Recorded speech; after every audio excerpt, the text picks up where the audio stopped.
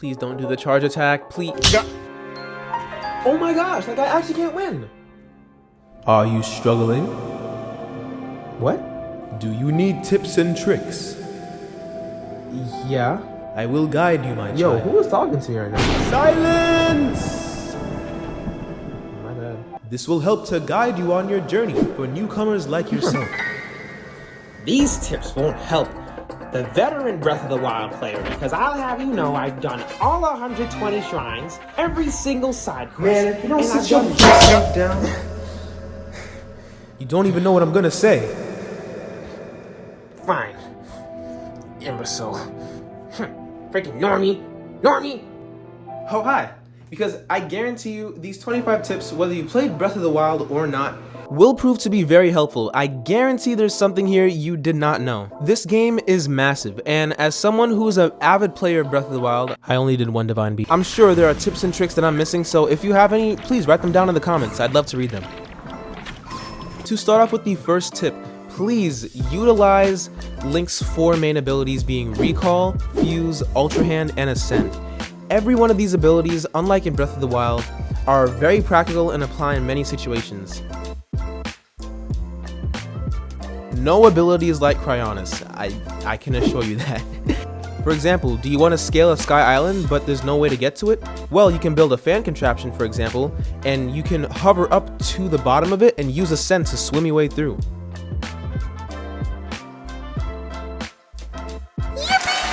Need some free height? You can grab the object with Ultra Hand and drag it up into the air and hover it there for a bit before bringing it back to Link. And because of the nature of Recall and how it works, you can stand on the object, press Recall on it, and now you'll go up with the object into the air if you need any height to get to where you need to go. It's really insane how everything weaves together and works in such a way where there's so much room for innovation. And the lesson I've been getting from it is, your problem solving is only limited by your mind.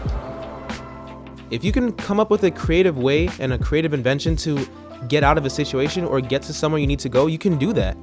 And this applies to life as well. Like, don't think games can't teach you anything, because the ability to problem solve creatively is very applicable in a lot of situations. You can see right here, I quite literally took a cooking pot, used it as a platform, went up in the air and used that to get bullet time on my arrow shots to fight this construct.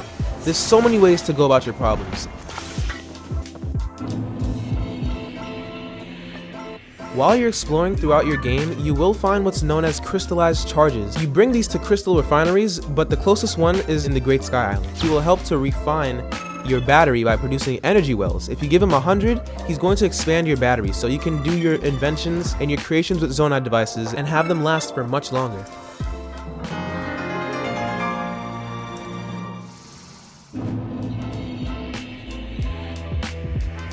For those wondering what gems do in this game, not only can you sell them like how you used to in Breath of the Wild, but if you fuse them onto weapons, it's going to make that weapon into a magic rod. What's helpful about these is not only will it affect your body temperature, so if you're in a cold region for example, having a ruby on your sword will make you heat up without having to wear any cold resistant armor, but you can actually shoot spells out of your weapons as well, meaning battle mages can finally be viable. All my battle mages can finally stand up.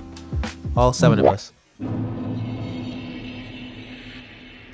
Yes, you're most likely already fusing your weapons together with materials around the world, but what you have may not. But what you. Bro, just stop talking. Shut up. But what you may have not known is when you fuse weapons onto materials, it gives them more durability. And because everything is broken in this game, this is going to be helping you out a lot on your adventure. Which actually leads into my next tip. Don't be afraid to use your powerful materials and fusions. I know when I first started the game, I was very afraid to use my stronger materials because I was wary of saving them. You will get them back and you'll get even better things as you go along in your adventure, so don't hold them. They're meant to be fused and meant to be destroyed, so it's okay if you break your weapon. You will find another one, I can promise you that. This game has a lot of caves and a lot of other miscellaneous stuff you'll need to hit with your weapon so you can activate them. And something cool they added in this game are sturdy sticks. They have innate high durability, so you can use this weapon as a base for your fusions, say for example, fusing it with a rock to smash rocks easier and for longer. So having a couple of weapons like these on you will be helpful in maintaining your durability on your higher damaging weapons.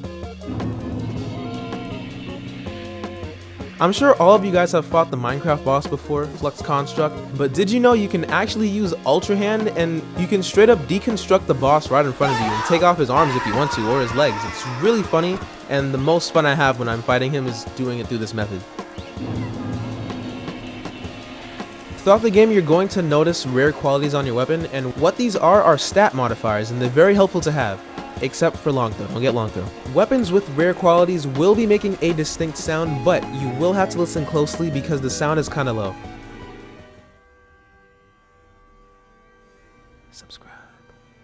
Subscribe. Subscribe. That's actually really weird. I didn't know weapons with rare qualities said that, but let me find the right clip.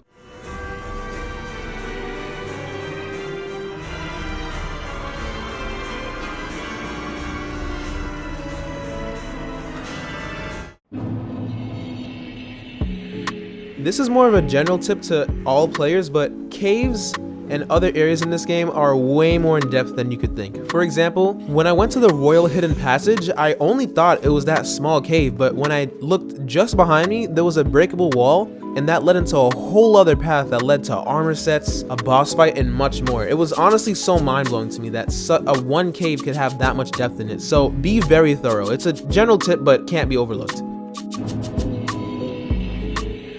Something they reworked in this game is the way drowning works if you have no stamina and you're in water. If you're climbing and you run out of stamina and you're above water, if you drop in the water, you're gonna regain the red portion of your stamina wheel. Like sometimes if I'm even low on stamina and I see a body of water, I'll just jump into it because I know I'll regenerate it. So you don't have to be scared anymore because you won't drown. When you build your Zonai devices, it actually won't make you lose any durability on your weapon. For example, you can see my Traveler's Claymore is at peak condition because it has the small glistening icon on the top right. When I hit my Zonai device and I check it back, it's still there. So don't be afraid to hit your Zonai devices because it won't actually use your durability.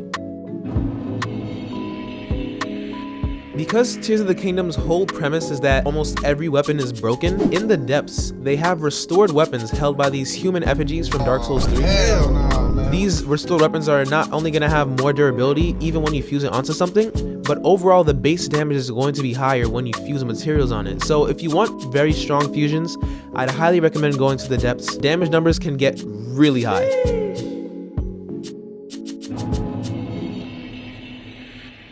This by far is one of the most helpful things I've discovered, so I'm calling it wing hopping since I haven't found anyone else talk about it and I'm the one that discovered it, so you're just gonna have to cope. What this pretty much does is it allows you to redeploy your wing Zonai in the air when your first one runs out of durability. So in theory, you can fly across the whole map as long as you have wing Zonai for this technique. So here's how to do it. When the bird is about to despawn, skydive, press up on the D-pad, drop your bird Zonai device, pull out your glider, flick your left stick back quickly, and then push forward and press B. And if you don't know how to get your Zonai in the air in the first place, you can actually just ultra hand it, drop it off the ledge, and simply walk off. You will land on it 99% of the time, I promise you. Thank you guys so much for watching the video. Subscribe if it helped you out. Here's another video relating to Tears of the Kingdom. Love and light.